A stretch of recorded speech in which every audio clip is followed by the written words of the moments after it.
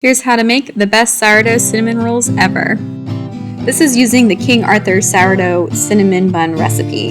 Here's what you'll need. 1/2 teaspoon salt, 1/4 cup sugar, 1/2 cup whole wheat flour, 326 grams of all-purpose flour, 57 grams of butter, 1 egg, 3/4 cup milk, and 1 cup ripe sourdough starter.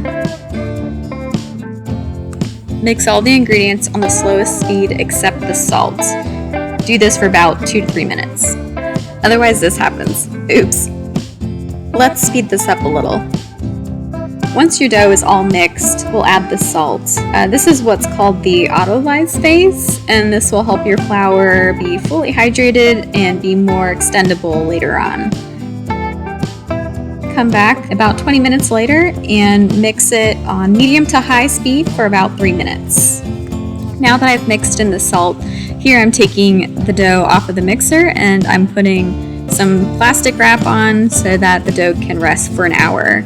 After the first hour is up, I'll take the dough and stretch it like this with my hands.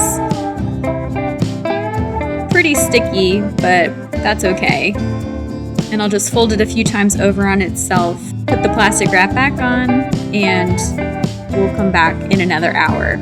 In total, I'll do this 3 times for a total of 3 hours. Your dough should be about doubled in size after it's risen overnight.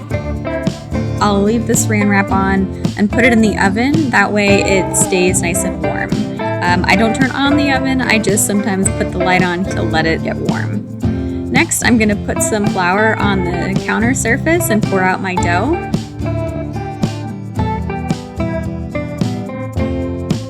Then I'm going to do a few folds, add some more flour, and take my rolling pin and roll it into a rectangle approximately 14 inches by 20 inches long.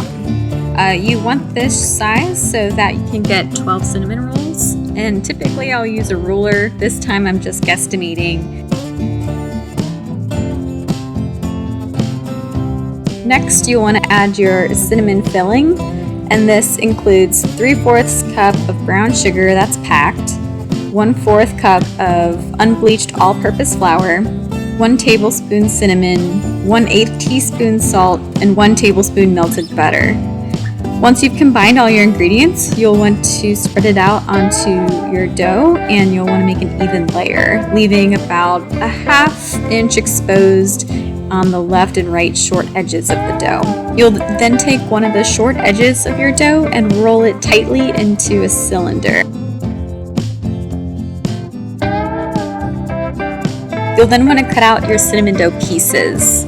Again, the tape measure or ruler is great for this, so that you get equal sizes. Here I'm just guesstimating, and I'm using dental floss because I find that's the cleanest and best way to cut dough when it's like this.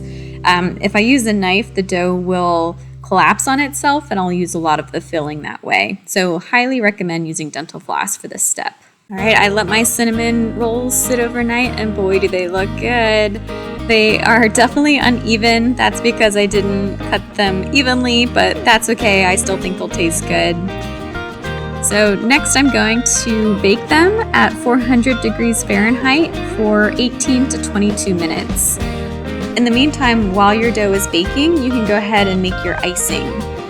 For this, you'll want 1.5 cups of confectioner's sugar, a pinch of salt, 1.5 tablespoons of melted butter, a 1/2 teaspoon of vanilla extract, and 1 to 2 tablespoons of milk or cream. I'll typically double this just because the cinnamon rolls fluff up so much and they're so big, and I want to cover them and douse them in my icing. There you have it. They look delicious.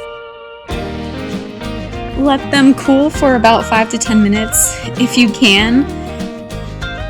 Typically I'll put icing on all of them, but I was going to freeze half of them and save them for a rainy day. So in this case, I'm just putting icing on the ones we're going to eat. Look at that gooey deliciousness. Hope you enjoy.